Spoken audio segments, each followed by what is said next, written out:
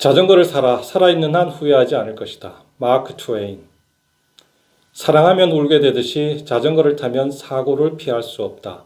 요한 뮤제우. 천국에는 자전거길이 많을 것이다. H.G. 웰즈.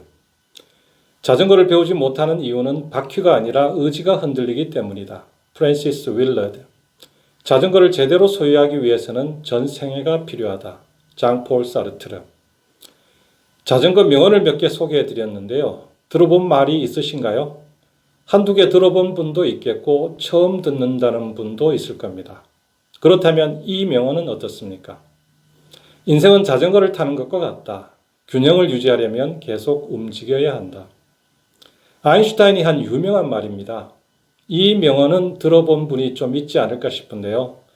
제가 챗GPT에게 이 세상에서 가장 많이 인용되는 자전거 명언이 뭐냐고 물었더니 바로 이 명언이라는 대답이 돌아왔습니다. 오늘은 인생을 자전거에 비유해 유명해진 아인슈타인의 명언이 어떤 상황에서 나온 말인지 그 유래를 알아보고 아인슈타인 이전에도 이와 비슷한 말들이 있었다고 하는데 그 내용까지 소개해 드리겠습니다. 영상 시작 전에 좋아요, 구독 한 번씩 눌러주시길 부탁드리면서 세상에서 가장 유명한 자전거 명언 이야기 지금 바로 시작합니다.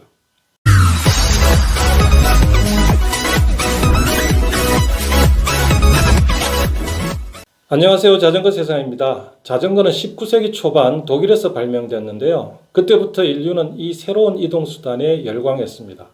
한 번이라도 자전거를 타본 사람은 자전거의 매력에 빠져들지 않을 수 없었는데요. 자전거를 타본 분들은 아시겠지만 페달을 밟아서 내 힘으로 추진력을 얻어 앞으로 간다는 게 얼마나 신기한 일입니까? 지금도 그런 생각이 드는데 자전거가 처음 나온 당시에는 정말 대단한 감동을 받지 않았을까 싶습니다. 사람들은 자전거를 통해 삶의 활력을 얻었습니다. 숲속에서 신선한 공기를 마시면서 자전거를 타보신 분들이라면 자전거가 얼마나 사람을 즐겁게 하는지 금방 알아챕니다. 최근에는 글로벌 기후위기 속에서 친환경 대안교통수단으로 주목을 받고 있기도 하죠. 자전거가 참 좋은 거구나. 그런 생각을 한 사람들이 하나둘 자신의 경험과 느낌을 얘기했고 그 말들 중에 이건 정말 뼈를 때리는구나. 감동적이다 하는 것들이 입에서 입으로 전해지면서 오늘날 명언이라는 이름으로 남았습니다. 자전거 명언을 남긴 사람에는 에디 메르크스처럼 뚜르드 프랑스에서 우승한 선수도 있고 미셸 파이프 같은 유명한 영화배우도 있고 장폴 사르트르 같은 철학자도 있고 마크 트웨인이나 윌리엄 골딩 같은 작가도 있습니다. 오늘은 자전거 라이더뿐만 아니라 자전거를 타지 않는 사람에게도 잘 알려진 아인슈타인의 명언에 얽힌 이야기를 알아봅니다. 인생은 자전거를 타는 것과 같다. 균형을 유지하려면 계속 움직여야 한다. 이 말은 자전거 타기의 원리를 인생의 진리에 비유하면서 사람들에게 깊은 인상을 남겼습니다.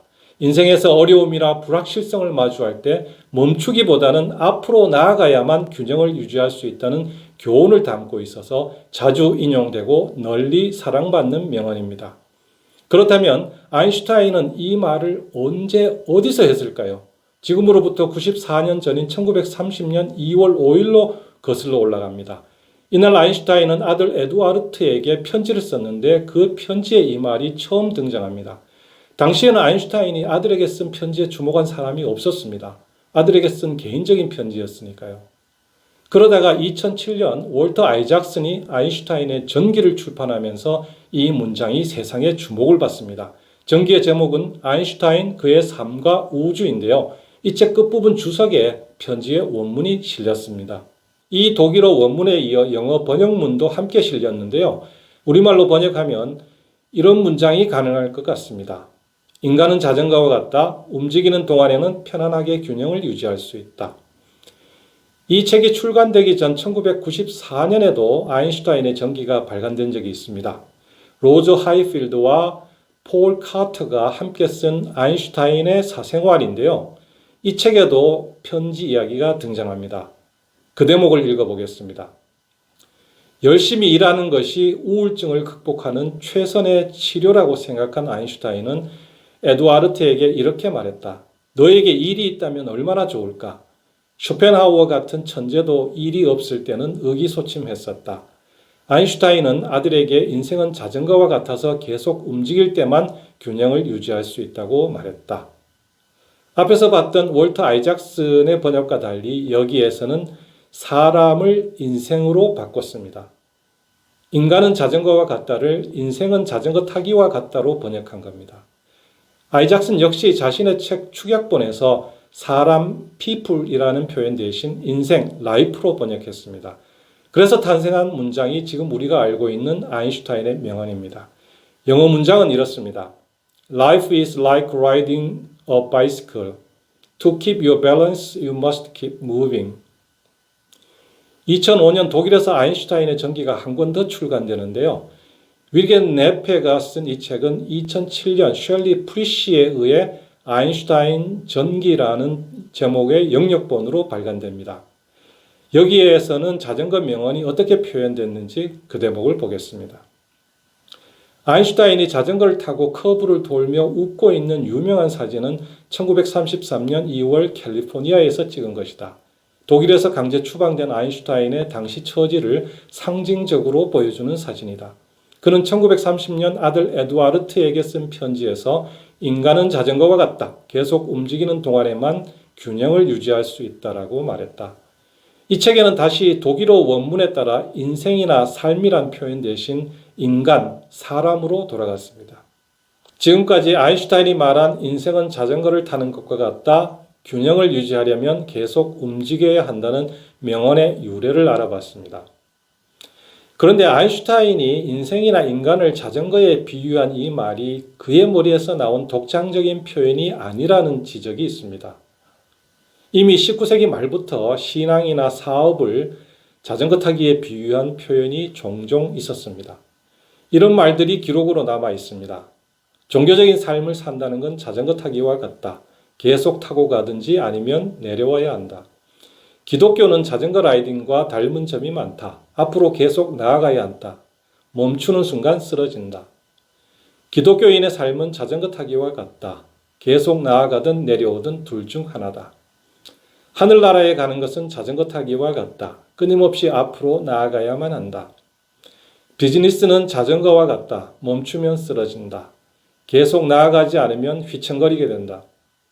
어떻습니까? 아인슈타인의 자전거 명언과 비슷하지 않나요? 아인슈타인이 저런 표현을 보거나 듣고 아이디어를 얻었을 수도 있겠다. 그런 생각이 들기도 합니다.